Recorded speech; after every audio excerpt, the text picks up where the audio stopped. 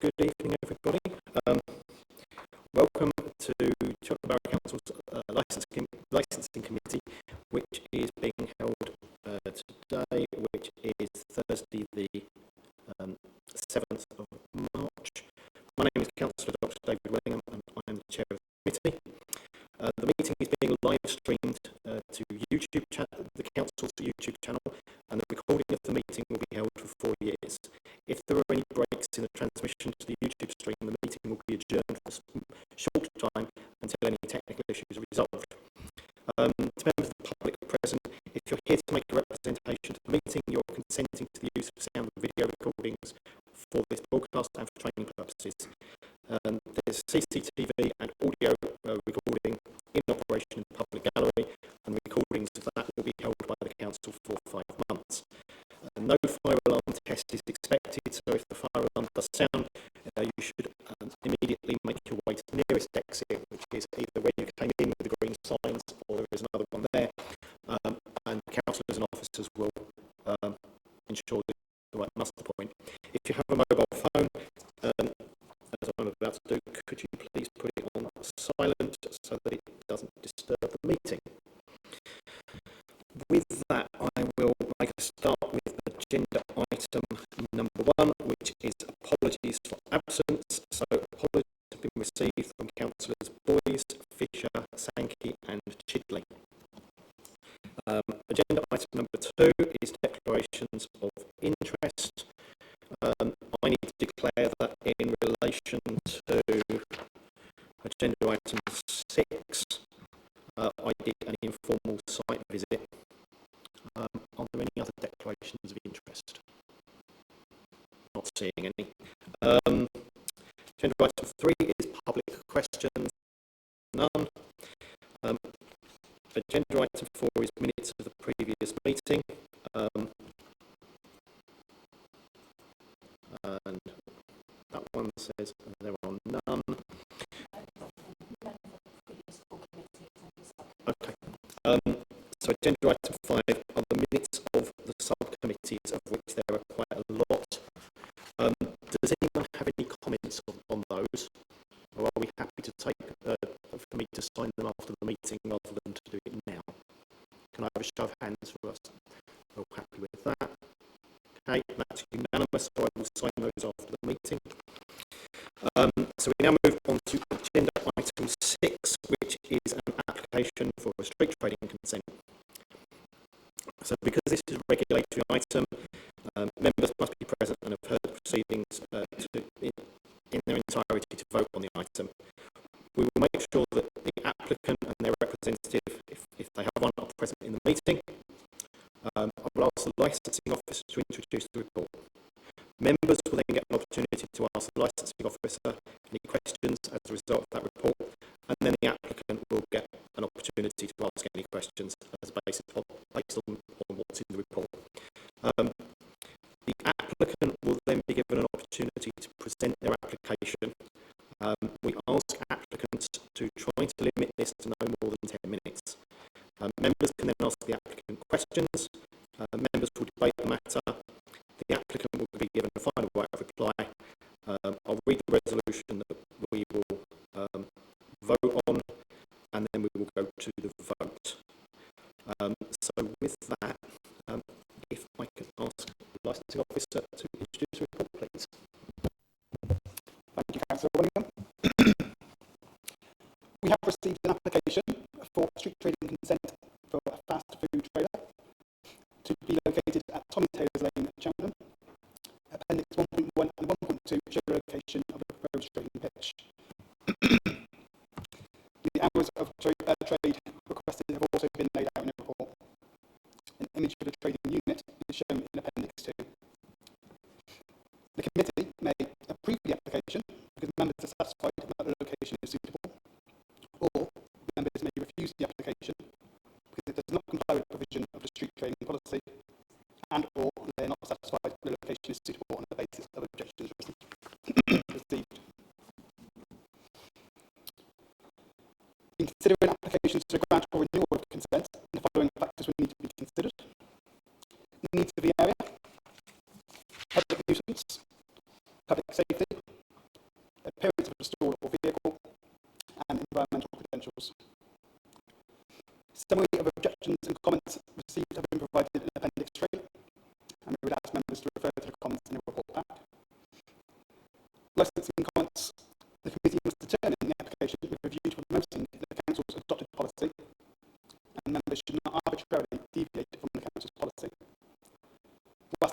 creates a presumption against the grant of application if the application does not comply with policy.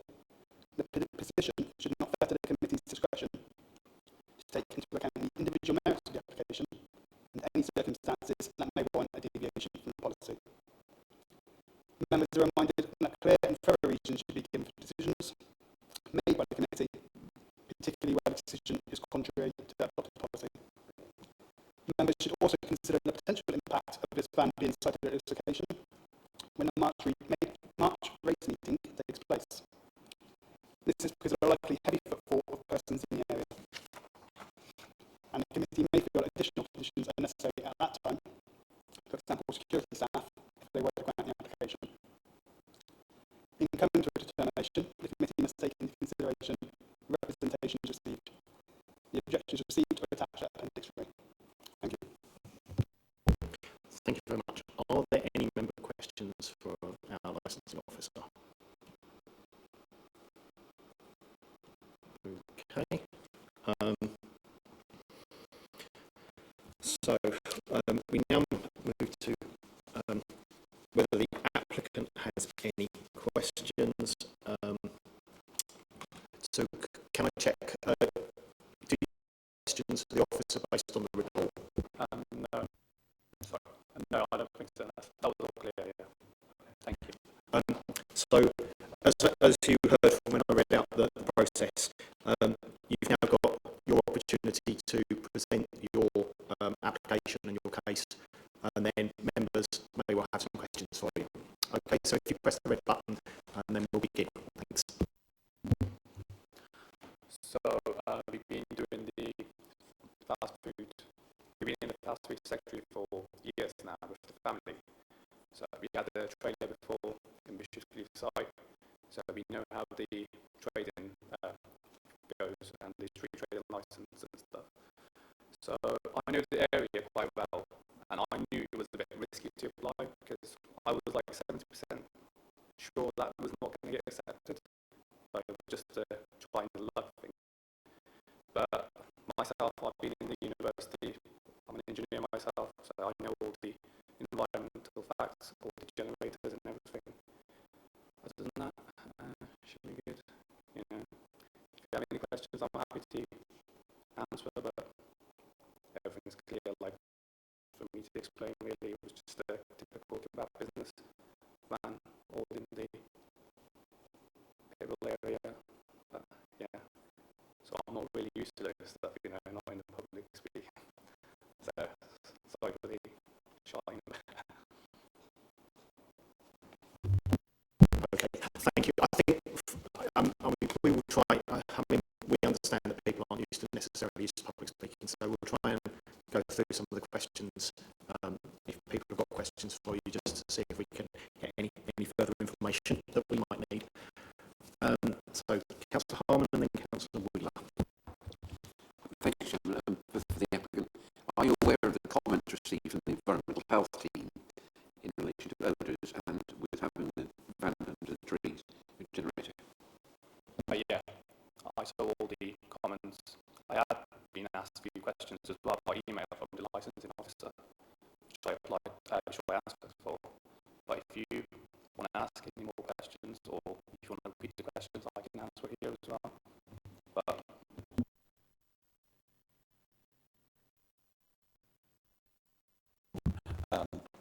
well, very much on the same line. The one thing that did give me some cause for concern, well, there's a number of things, but one I think I could ask you. As far as waste is concerned, yeah, I'm sure we can condition that you put out bins and that you collect all your dry waste in black plastic bags, etc., and you'll take them away at the end of the evening. The one thing I do find is difficult is that obviously you're going to have to wash your hands, you're going to have to wash tools, etc.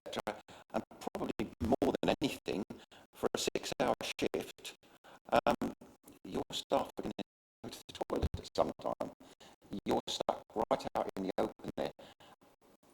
What are you going, how are you going to square this circle, A, for personal reasons, but also that storage of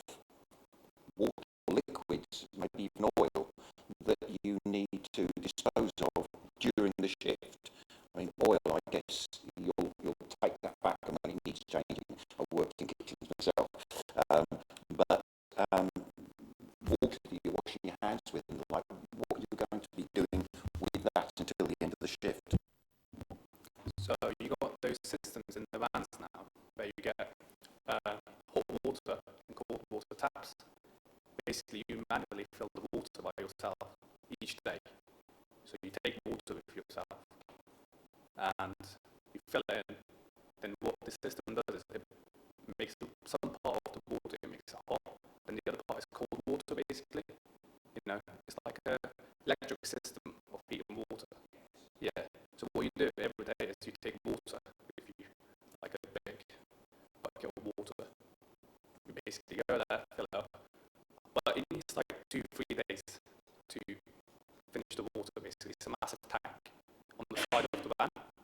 It's mainly at the back side, it depends where the door is. So that's like, because health and safety officers, they come and ask for it as well. It's the must thing to have in the kebab vans. Otherwise, you know, you won't get a star for the food standard agency. So water is not a problem, but the toilet is a good point. But there is the leisure centre there. My house is actually 3 minutes walk from there, and it's a family business, and there'll be 2 of us in there. So we could just swap around, go to the toilet, you know, come back or go to the leisure centre. But as I said, Tommy Taylor's Lane, my house is literally right there, opposite the Principal. So it's really close to my house as well. Because it'd be a family business, we could just swap around if we need a toilet. Yeah, I think I can accept the last bit. I can accept the fact that you've got a water tank that provides you with water. I was thinking more in terms of once you've washed your hands, what happens to that water? Have you got a second tank that it goes into? Or? Tank under the sink as well. That's where the dirty water goes into. And you literally empty that every day. And for the oil question as well, and you get little buckets, oil buckets from the, mostly you get those from the oil storages, because what companies do is they come and collect oil from us. Yeah, so we get those little buckets, we store it on next to the chips machine in the kebab van in the corner. If the oil needs emptying, which mostly doesn't, maybe only a little bit from the doner machines, what happens is you clean the chips fryer's oil every 3 days or 2 days. It depends how much you use the fryer, obviously. But that's only at the end of the day. So once you empty the oil, you've got to take it to the storage, put it into the oil bucket. Then the oil storage companies, they come and collect it every 2 weeks. It's like the massive buckets of oil, they come and collect it. Yeah. Just in case some people during the shift, yeah, and you get little buckets in the corner of the fryer machine. In the kebab vans, that's how it works. If it was in a proper restaurant or a takeaway food, they normally keep it at the back.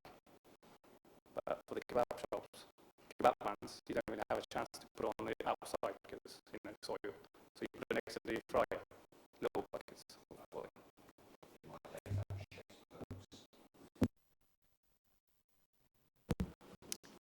Councillor Pinniger. Hi, a couple of questions from me. I think one of the things we're supposed to consider is the needs of the area, and I don't know that there's a lot of passing traffic there, except the estate up at the back is generally pretty quiet on that road. And I'm not sure that it's up to you whether you lot of trade, but I'm not sure it's a need of the area to have a takeaway there. Can you comment on why the other takeaways are nearby? And there's the nuisance aspect. So on race week, when there's lots of traffic up and down that road, you will be, you know, taking up one lane. People have to stop and pull around you. It's going to be busy. You've got to consider cyclists and people on mobility scooters having to pull out to go around you. So,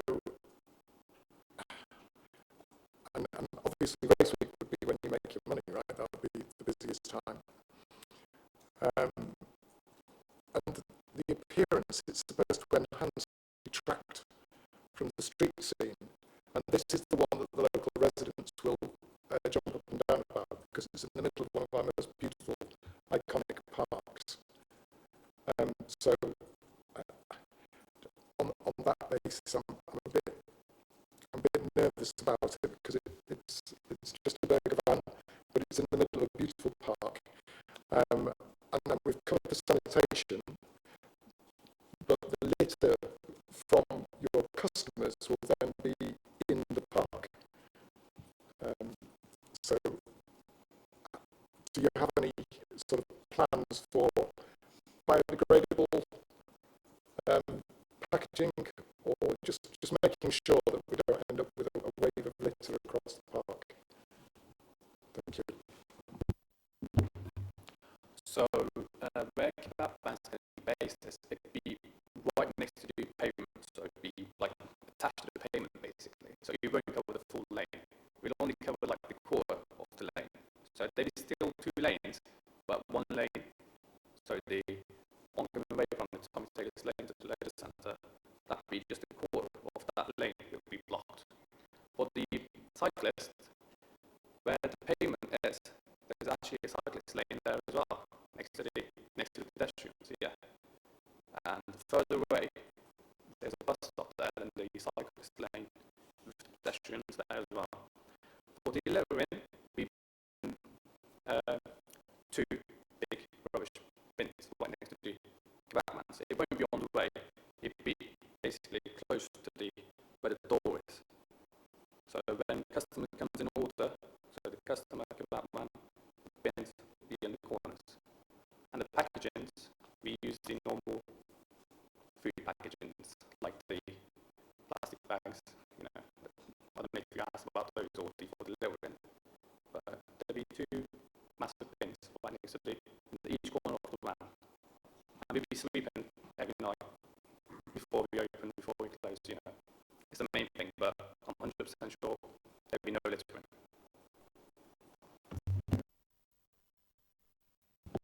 I think there was one more thing.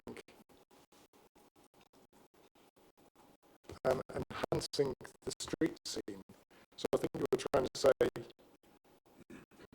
that it doesn't have a great impact on the appearance of the park because it's nearly at the houses. It's quite a long way up. Is that what you were saying? So the closest houses are probably ours. So Prince of Wales, then the houses opposite the Prince of Wales where the alley goes. There's new houses on the other side as well, but there's a massive long street before you reach there. So there's only Prince of Wales and Leisure Centre, then our houses, which is still like 300, 400 metres away from us. So I understand your point about the covering the view, which I agree, but it will actually benefit people more, I think, because the closest businesses are in town, what the fish and chips is, next to the corner shops in that simple street. People have to order, they have to pay extra to get there. Plus, when people come to walk their dogs and stuff during the evening time or close to the night time, they can just buy a drink or food, you know. It won't be a massive van to cover the view, obviously. It's just a little burger van. So I think it will benefit people more than what damages, you know what I mean?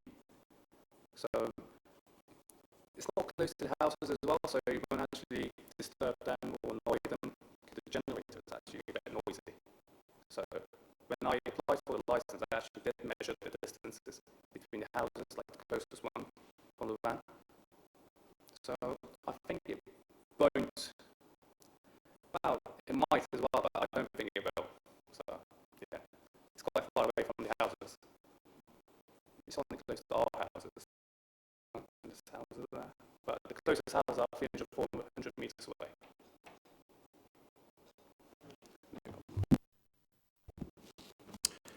Okay, I've got a couple of questions for you.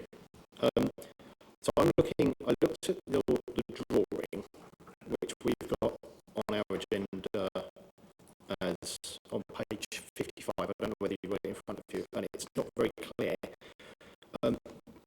But so it seems to suggest that the van is 380 metres to the north of the junction with Prince Regent Avenue. And I'm unclear, is it on the pavement, or not on the pavement, but is it on the grass? Is it on the road? Is it half and half? Because van, 180 centimetres by 380 centimetres, which is would effectively be on the grass. And I can see a sort of rectangle drawn on the road. And then in the comments that have come back in response to the officer comments, it says, let me just find it. The road is, so it won't be fully on the road. The road is very wide and it will be next to the pavement edge. Based on measurements, it won't affect both lanes of traffic. So can I just try and get an idea of, are you putting the kebab van up on the grass? No, it won't be on the grass or on the pavement. It would be at the edge of the pavement. So the pavement would be like a centimetre off from the tyre of the van. So it'd be parked on the road, but very, very, very close to the pavement side. So you won't be on the grass now.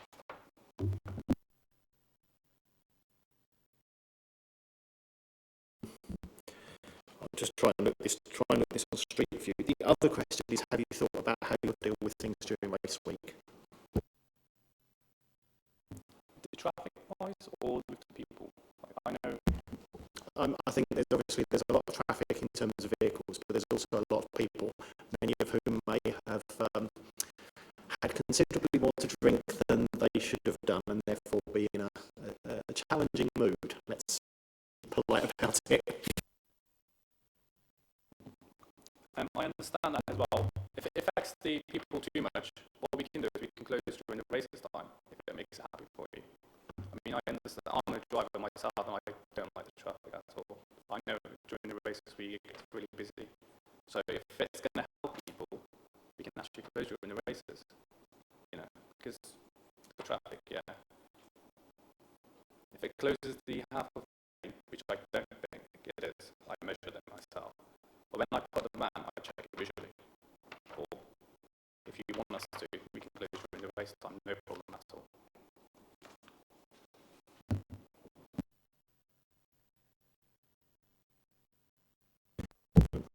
Sorry, I'm just trying to drop. So I'm trying to go up Tommy Taylor's lane on Google Street View and work out exactly where you might be useful if I plug the laptop in, and then we can try and see, because I can't really work it out from the drawing that we've got. So bear with me a second. Can we swap to the HDMI cable? Oh. And see.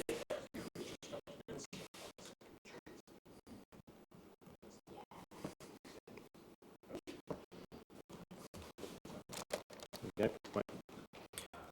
So let's Google Street View. And I'm trying to work out where on there we're gonna. Where are we looking? Somewhere around here, or?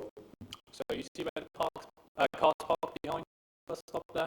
Yeah, literally. If you go there. I mean, people actually park there as well during the races time or the normal times. So it would be something like that, basically. But a little tiny bit wider than a normal car. So you're looking at about here? Yeah, that side off there. But I can't tell exactly where it is. Be a bit. You see where the between the trees.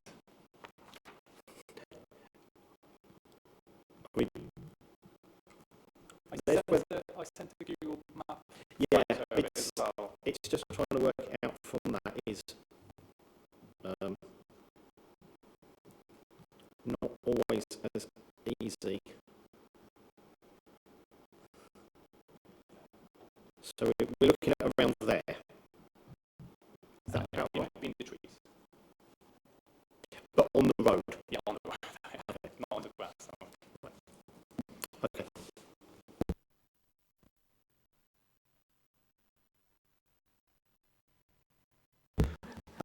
Richard, you have a question as well. So that means customers will be standing on the grass. How are you going to stop the grass from getting muddy? We've had a lot of rain recently.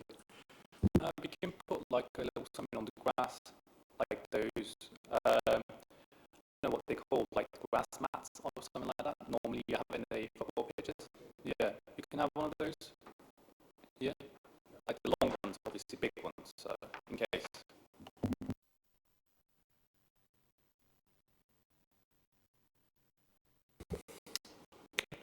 Councillor Wheeler. Yes, sorry to come back. The one thing that would give me some concern, I have to be a little bit careful how I say this, in that area I can imagine some antisocial behaviour.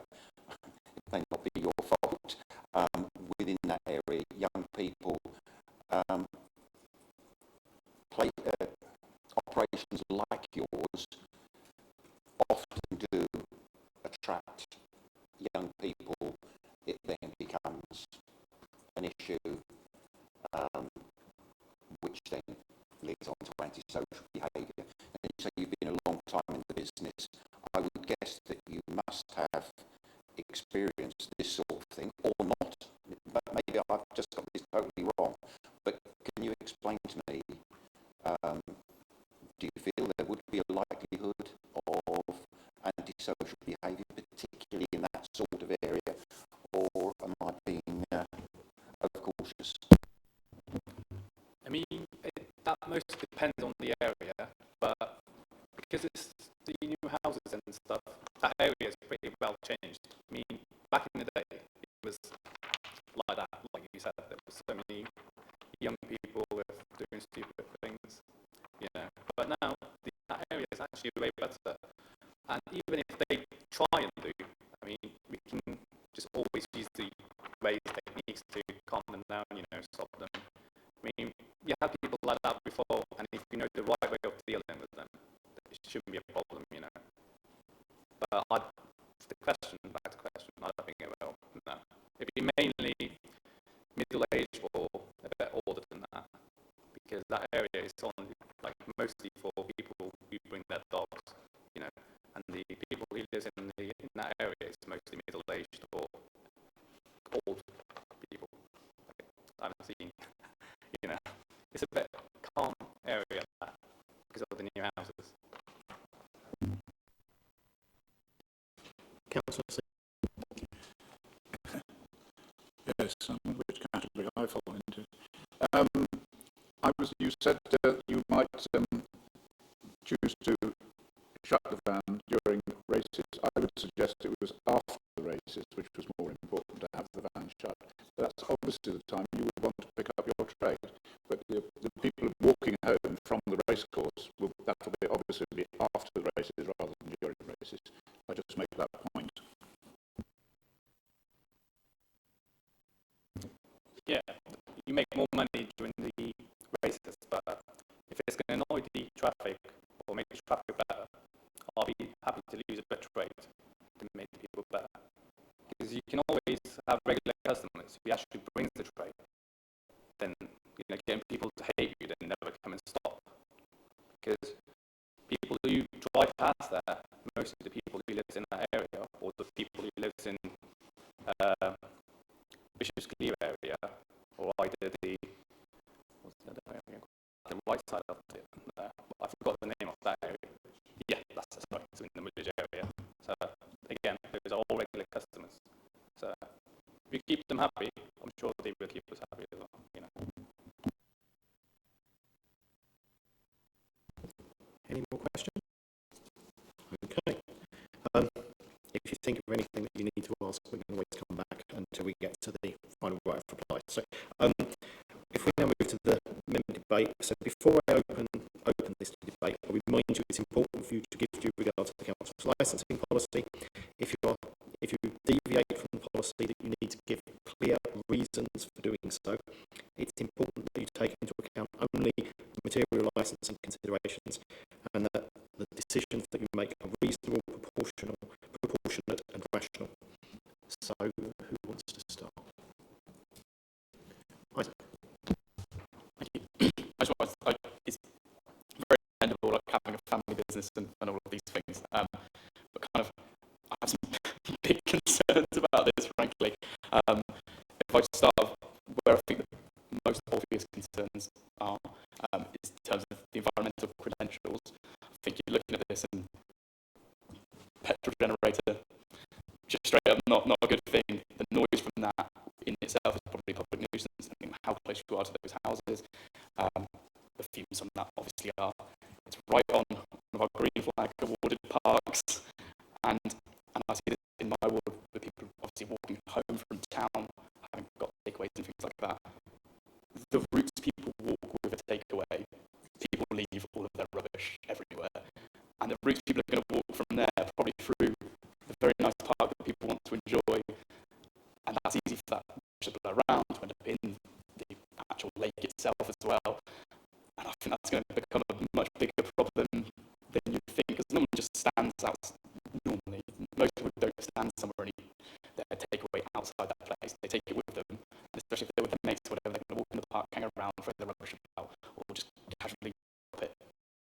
Personally, a big concern of the impact on a very nice and well-used park to a lot of people in Cheltenham and a lot of residents of that area.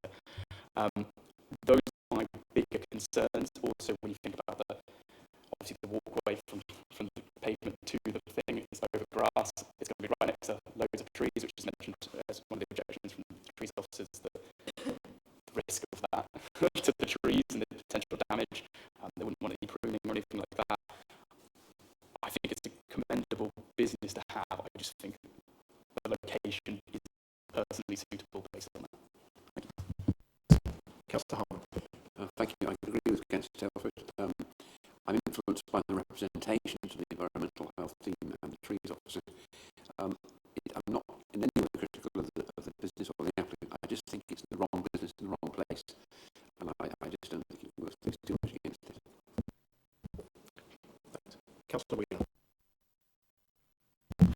Yes, I must admit, before this meeting, I came in with quite a negative view, but listening to the gentleman talking, he seems to have taken a lot of view of what might be the objections, and he's thought out ways to mitigate.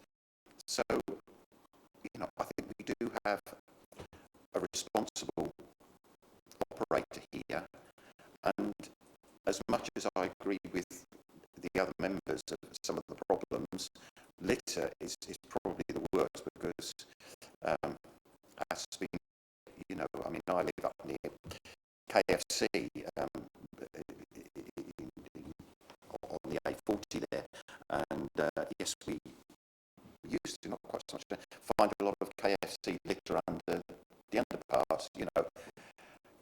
They're very good, they come out and collect. I just feel that I do have some sympathy with this application. I don't think this is likely to go through, but if we were minded, could we allow this for 6 months rather than a year? And if in 6 months the business is working in a reasonable manner, they're clearing up their rubbish, even if it's a reasonable distance from their van, and we're not overduly worried about the business, then we could consider doing it for another year. I'll let the licensing team answer that one. I think it's interesting because obviously with more modern licensing legislation, the move has been completely away from that approach. When you look at the Licensing Act, you either grant the application on the basis of the application here and now, on the basis if you grant a permanent licence full stop, or you don't. There isn't a halfway house. Taxi licensing, again, councils used to often grant drivers a badge on a kind of probationary basis. It is open to you to do that, but I think you do need to be quite cautious in that approach, because you need to think about the mechanism going forwards, how that would be rubber stamped, what sort of criteria would be used to rubber stamp that kind of process, and you've also got the fact that this chap has possibly made made a financial outlay already in terms of that van. If he then is granted the permission for 6 months, how easily are you going to take that away after that person's potentially laid out? So I don't think it should be a preferred option. I think if you can make a decision on the basis of the here and now, then I think that's the better approach. If members feel they have to go down that approach, then there's nothing legally to stop you. Right. Running through where we are, so needs of the area, from my point of view, I look at it, it's not in a residential area, but as has been pointed out, it is a prime park that's green flag, etc. So it's also on a road that isn't quite, from my driving up past, it isn't quite wide enough for the two cars to go, two vehicles to pass when there is anything parked to the other side. I wonder, from other places that I'm aware of, if there is a risk that it will attract a lot of vehicle traffic late at night, some of which might have sort of be involved with the sort of in-car entertainment, souping up the cars, the cruising. I know that's been a problem in some of the car parks in King's Ditch on occasions, because people are going to have to walk, otherwise they're going to walk to the site, and I'm not sure that there's enough surrounding residential to make it viable. And obviously viability isn't the problem, but if people are being attracted in by a car, that might well be a concern, and that may well move on to the sort of public nuisance. We talked about the generator and the noise, how far that noise is an interesting question, but there's obviously that issue. There's the question of the people standing on the grass. If the vehicle is in the same place and the grass isn't protected, there's a good chance that over time there will be a lot of erosion of the grass verges if you get a desire line forming and what have you. So there are some issues there. In terms of the other objectives, I think we've probably covered off most of the public safety, and if it's not open during race, that may well address those concerns if we were to condition that. The appearance of the vehicle is it's a white van. It's not anything particularly special, but I don't think equally it's anything particularly offensive. So I don't think there are any reasons to be swayed. For me, there's not a reason to be swayed on that one. And then you've got the environmental credentials. And again, we've got the petrol generator, which it's a shame we can't get places that are approved with mains hookup. Unfortunately, that's down to National Grid. But I think the point that Councillor Tailford made about what I've had described as the 200-yard drop, which is the sort of where you get however far from the fast food place, there isn't a bin, and the litter ends up wherever that person is. In the area I represent, it ends up on the railway tracks because the railway bridge is a nice place to throw the litter. But I think that is, given where the site is, that 200-yard drop could well be in Pitville Park. And I think whilst the application, it's a family business and what have you, on balance, I'm sort of finding more reasons of concern than I am reasons to support. That's where I'm at. I don't know if anyone else wishes to comment. Councillor Pinner, Richard. Also, in terms of public nuisance, I believe Friends of Pitville, who look after the park with the council, have about 400 members. And if litter starts to appear in the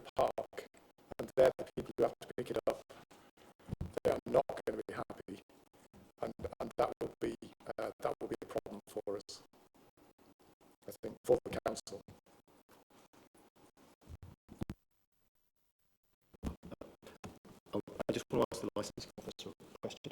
Is there a review process if these are granted? If there is a public nuisance, are we sort of in the...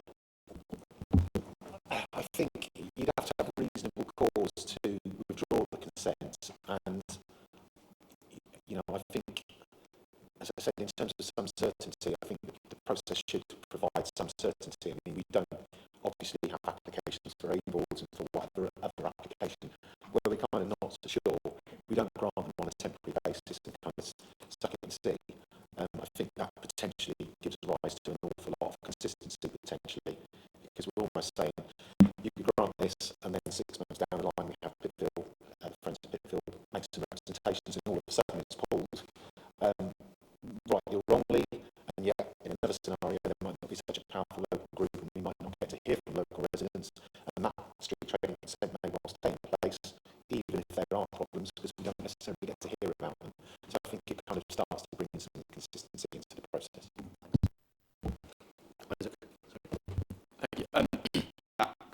I'll jump on that and go to what I was going to say.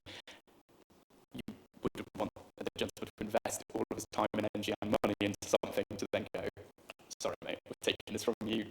And I do think it opens a can of worms for people if we start offering temporary, not actual temporary, but viewed items all the time. I think it's going to be a problem. And another kind of point on the public nuisance side of things. People are enjoying the park and the fresh air, which obviously the parks are living in a town are quite a good point of fresh air. Obviously food smells and petrol fumes and stuff they're going to detract from someone enjoying the fresh air of the park, and I think the residents of the town need places like that to go and enjoy it. So Okay, any more comments from anyone? Okay, so we now move to the sort of decision-making part. Before I do that, I just need to check with my officer team that you've got the reasons that you're happy. And then I need to make sure that the applicant is given a final right of reply. So you've heard what members have got to say. You get a final right of reply to potentially rebut that if you think we've said something that's not really fair or equitable. So no, I think it was all fair, all good points as well. If I was one of them, I'd say those as well. But I actually thought about those when I applied for it. Like, I know it's hard to trust me, but if I had a trial for a month or 2 months, I would prove it without the financial problems. I'd be happy to take all the responsibility. If you turn up to me after 2 weeks and say, "Oh, sorry, we're cancelling your license because we had complaints," blah blah blah, I'll be 100% happy. There'd be no problems for me financially or other problems. So if I get trial time or anything like that, I would take it and show it there'd be no problems at all. But other than that, it's all good.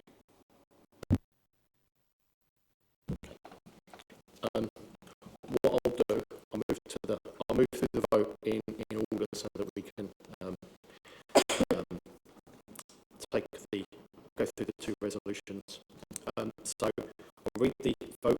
So it's at 1.5, which is the committee may, and then we'll take a vote on 1.5.1 first, which is to approve the application because members are satisfied that the location is suitable. So can I have a show of hands in favour of that one, please? That's 1. And those against? So that's 5. So on that basis, I think we effectively haven't approved it. So do we need to vote on 1.5.2? So that's the other option. The committee have decided to refuse the application because it does not comply with the provision of the street trading policy, and or they are not satisfied that the location is suitable on basis of objections received. So that's the decision of the committee. I'm sure the licensing officer will have a conversation with you after the meeting. You will get a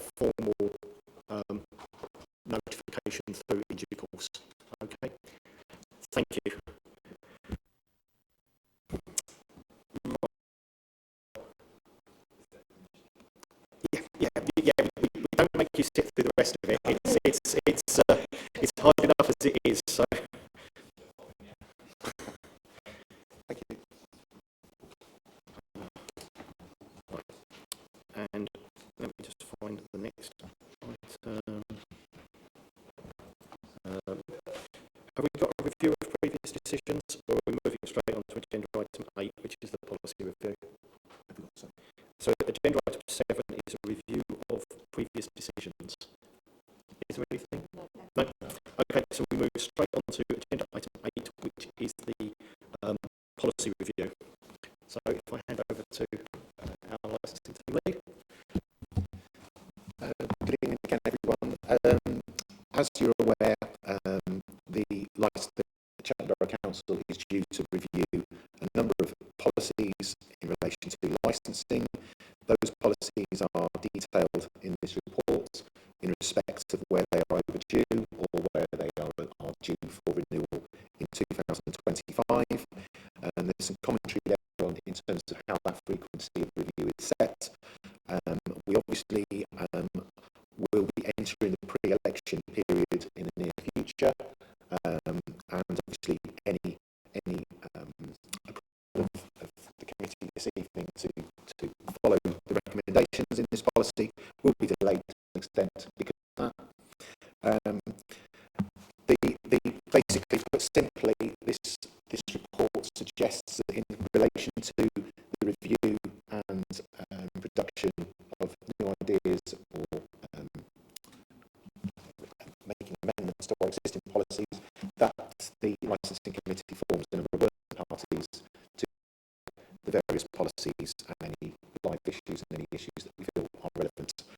And it's really just for members to consider that and give their opinion. Obviously, reminding everyone that the licensing committee acts as a consultee to the cabinet member in respect of setting policy, and we obviously have that crucial role further down the line. But this is about being more involved in the formulation of those policies, I think, and obviously review of those policies. Unless anyone has any questions about my presentation. Thanks, Jason. If there's any questions or any comments, then now's the time. I can see you going for it, Richard. Go on.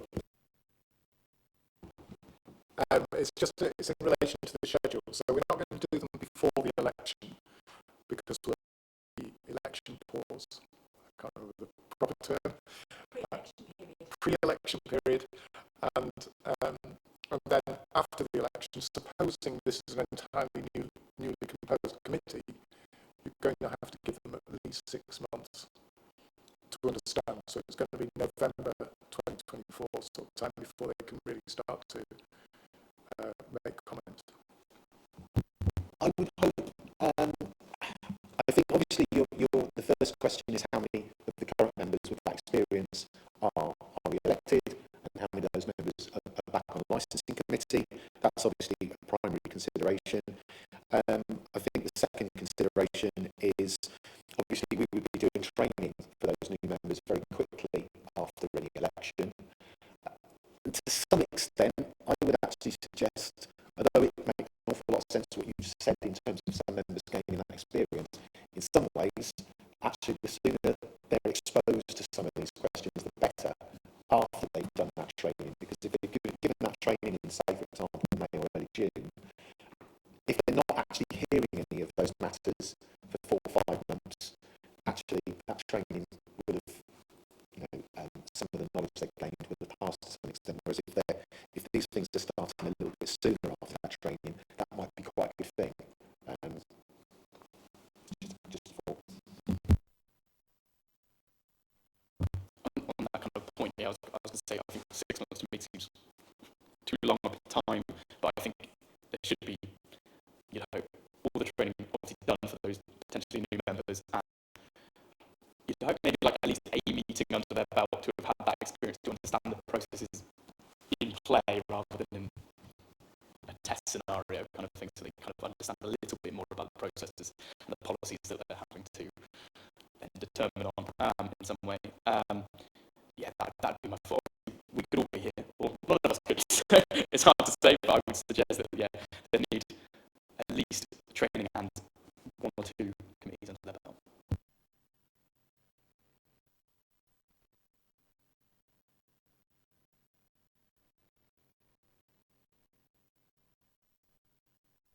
was going to say on that actually was that I think the other thing as well, there is a responsibility on us as officers to actually make sure that when we're having these discussions, that we are bringing as much information and context to the table as possible to make that decision-making process in terms of any policy ideas as simple as possible.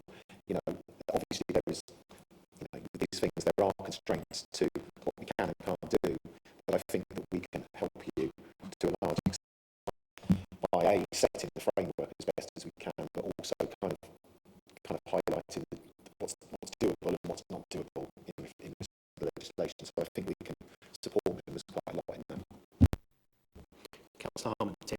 Just briefly comment that I don't think you can delay too long because they need to be reviewed, and the longer they're reviewed, the more potentially out of date they become. So I would say we can't delay too long.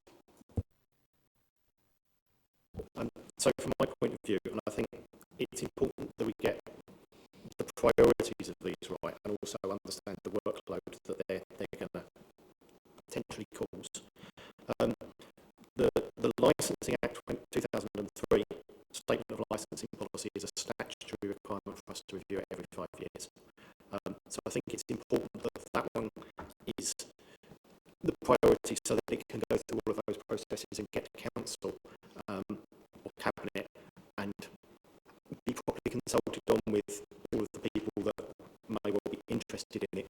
I think there are some open questions we might want to think about whether there's cumulative impact areas in terms of the town centre. It's always something that should be thought about, and I don't know whether cumulative impact in terms of large sort of concentrations of off-premises in certain areas might also be worth thinking about. We then have the others, which, although it says they're overdue, I think they're overdue in terms of our internal timetable, not the statutory timetable. Certainly, there isn't a statutory requirement to review your sex establishment licensing policy every 3 years. That's just a self-imposed deadline. And I believe that's the case for the street scene and the street trading one. In terms of the sex establishment policy, I think we focus quite a lot on the sexual entertainment venue licensing, but we do have, it also covers sex shops, which the town does have one licensed sex shop, and I think and it also covers sex cinemas, which we don't have, and I can't honestly see that there's likely to be great demand for one. I think that covers something that would be in a much larger conurbation. But I think it's important that we try and cover both the SEV and the sex shop policy, just so that we show that we've really thought about this. And in terms of who we're talking to, there are obviously a wide range of opinions, there are a wide range of stakeholders who have very differing views, as it says here, and I think it's important that we try to hear from all sides in that debate, including those who maybe are much less seen and much less heard from, which would include performers, and especially performers who don't fit the normal stereotype of who is a performer in an SEV. So I think it's just important that we look at this in a sensible fashion and actually try and hear from all sides and understand what the issues are, because our role is one of public safety in these matters, not public morality. In terms of the street scene and the street trading policy, I think that probably comes further down the list, and I think there's also something we should think about in that to do with the potential investment in the high street, and whether some of the things that we have issues with, such as A-boards for premises down that aren't on main thoroughfare, whether there would be an opportunity with that investment into the high street to provide modular signs so that we don't have to have able to, we can have a modular sign, everyone gets something that's the same size, and if they wish to purchase it, then they go ahead, and if not, then the council puts the blank in, and if the businesses change over time, then it's down to them. And I think that might actually be better for quality grounds, because modular signs don't generally walk around like able to do, and also for public safety in the grounds that you can't pick up, hopefully you can't pick up the modular sign during race week and wander it around town or use it as a weapon or any other sort of antisocial behaviour occasionally associated with those things. So I think it's really welcome that the council are going to do this.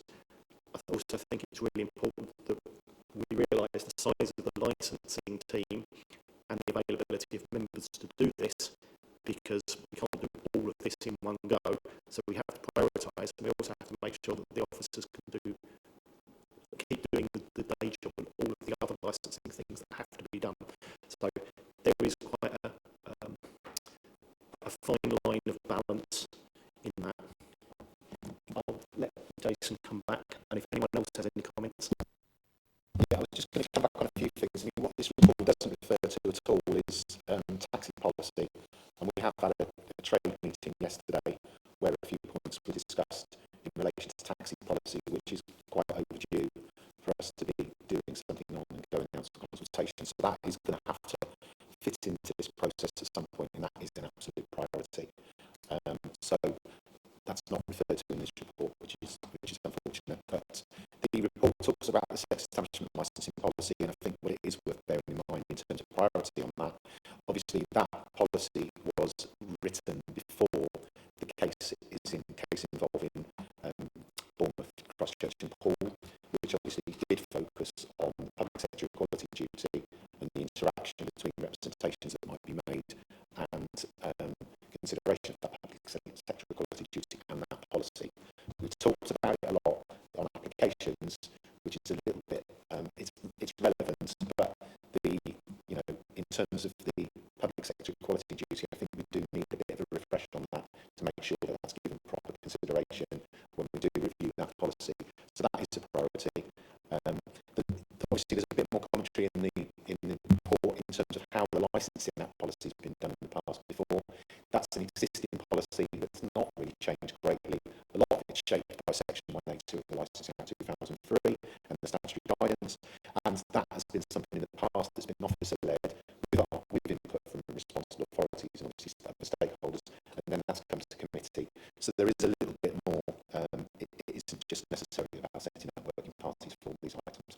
It's a bit simplistic when I said that, but I think that it is made clear in here that the desire is for the first available committee for the SEV work to be progressed, and then the street trading and street scene is obviously coming third after those, after SEV, after the Licensing Act, for the reasons that partly been discussed with David mentioned in that. Thank you. Thanks. The other thing which has just popped into my head, which I need to remember to just mention, is at a full council meeting, I think it was, there was a discussion about the council's pledge to ensure that it tackled violence against women and girls, and part of that pledge was to try and get it incorporated into our licensing policies insofar as it is legally possible to do so. And I think it may well have come from full council without a full appreciation of the legal restrictions on those policies, but I think it's just important that we know that council would like to do that. So I'll just go back to you, Jason. Yeah, I've obviously seen some communication about that, and obviously it is very well intended of what the council wishes to do. If we're looking at the SEV policy, obviously there may be things that we can do through that, because we are licensing sexual entertainment venues in that policy. Anything we put in that policy will not necessarily affect or influence pop-ups. So there is a degree of control that we may be able to exert through that, but it still has to be reasonable and it still has to be in tune with what the legislation is about. With the Licensing Act, which is where we've got wider control of more venues, we are obviously there's two main approaches that can be taken. One thing you can basically say, this is a good thing and Cheltenham wants to see us doing this, which kind of tries to promote best practice, which is what we're doing to a large extent already on a lot of things. The other route is by conditioning. Now, for the conditioning route to happen, that is going to be a very, very slow burn, because those conditions will only go on relevant applications, for example, a new application. So if you've got an existing premises license for a nightclub, you never make a relevant application where those conditions, those new conditions could go on, you're actually never going to see those conditions on your license. So there are limitations to what we can do through policy, and that does have to be considered.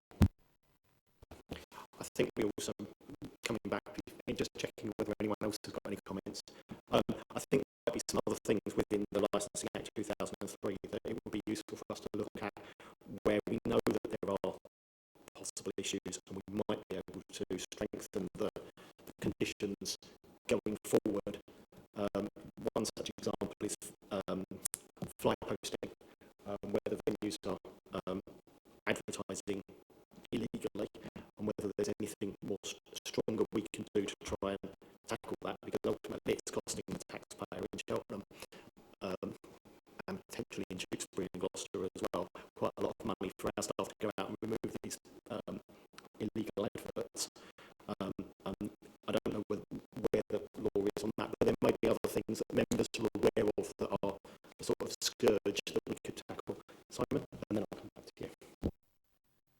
I don't know whether it was something you were going to say, Jason, but I remember I had quite a significant problem with this up on the Alcohol roundabout. There was, I think, one in particular guy selling garden furniture from what is now Leonardo's, and I was told that either a new law or a law had just come out that you could prosecute the venue. So I collected, I think, round the roundabout, I collected something like 15 Corex boards, gave them to the hotel, and the hotel did deal with it. Then the following morning they put them all back again. That's probably not an active act covered under licensing. I don't know. It might be a separate thing. But I think we should hear from Jason. Yeah, I was just going to say, I'm not quite sure what the exact legislation is that deals with fly posting, but obviously we do have to be careful about trying to gold plate legislation. If there's an existing legislation to deal with something, we do have to be cautious about using the Licensing Act as a vehicle to try and that approach to that particular issue. The second thing is obviously model conditions are one thing. Sorry, yeah, a pool of model conditions is one thing, but someone has to make a representation based upon evidence to ask for that to be attached. We've got to remember we can't say every single new premises license application we get we want a condition on there about fly posting. So it's got to always be evidence driven. So the council can say we like that condition if it feels that is appropriate, but it still has to be driven by evidence. And I think we do have to be a bit cautious about that leading to inconsistency, because I don't think the police would be raising that as an issue. I don't think the environmental health team would be raising that as an issue. We'd probably be reliant on ward councillors flagging something like that, which might lead to quite a lot of inconsistency in terms of how that's applied. So it's just a thought. Brilliant. Thank you. Anyone else? Any comments? Isaac. Obviously, this involves, working groups, members and things like that, but thinking about your workload as human beings that actually work at the council rather than us turning up for a meeting. Do you, with this order, do you foresee that you'd be able to do the sex establishment one and then the main licensing Act 2003 one in time for that one to be due, because it's due 2025. It doesn't state, I don't think it says January 2025, it says 2025. So do you foresee you'd actually have enough time as a team to do all of that, and we wouldn't be putting you up against it? I think the reality is obviously this report's been produced by the Head of Public Protection. It's asking you for a decision based upon what's laid out in there. So from that, you have to assume that it's considered that the stat will be delivered. I think that's the way to look at it. I think the committee recommendation is that we endorse the approach, and I think we've provided some comments, and I'm not seeing any dissenting voices. So, yeah, you have our endorsement with our comments. From there, we move to any other decision that's urgent and requires a decision, which I don't think was anything. No. And now I have to joy reading the Local Government Act 1972 exempt information statement. So, in accordance with section 100A brackets 4 of the Local 1972, the public be excluded from the meeting for the remaining agenda items, as it is likely that in view of the nature of the business to be transacted or the nature of the proceedings, if members of the public are present, there will be disclosed to them exempt information as defined in paragraph 1 and 2, part 1, schedule 12A 1972, namely paragraph 1, information relating to any individual, and paragraph 2, information which is likely to reveal the identity of an individual. So can I have a show of hands that we go into exempt session? I'm going to suggest a 5